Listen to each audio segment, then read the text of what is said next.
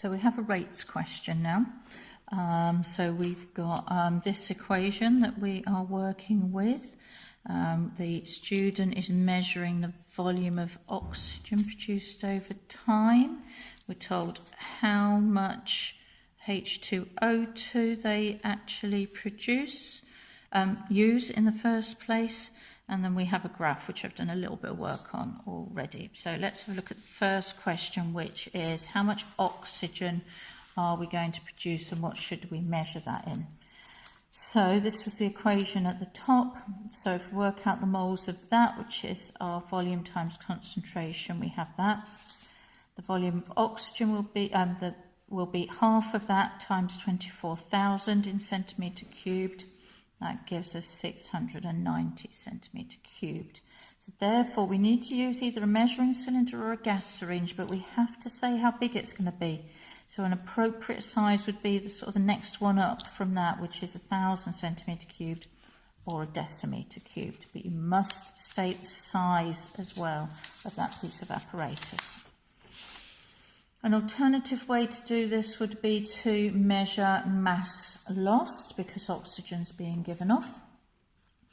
And if we are going to measure the initial rate and the order and the rate constant, then we're going to get the initial rate from a tangent at t equals 0.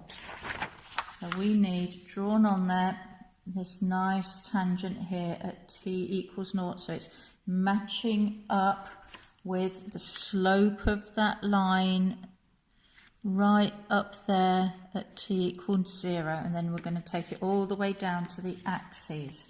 So that will give us, the gradient will be the rate.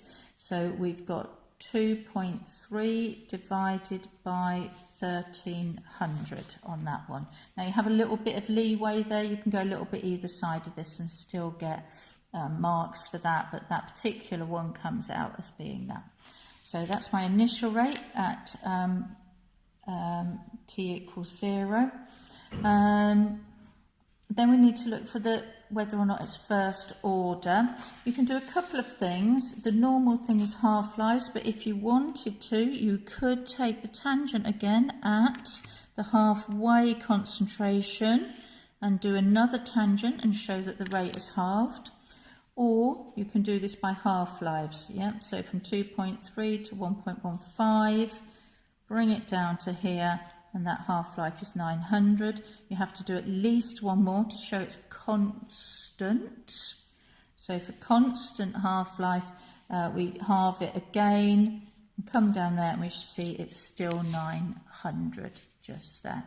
So we can say that it is first order because the half-life is constant. And then we know the rate equation. The rate is k times that. And then if we rearrange that, we get that.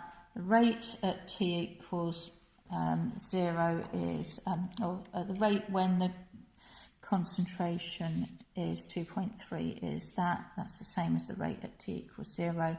So if we divide those, we get that. And again, you get a little bit of leeway and error carried through for how well you did your tangent in the first place.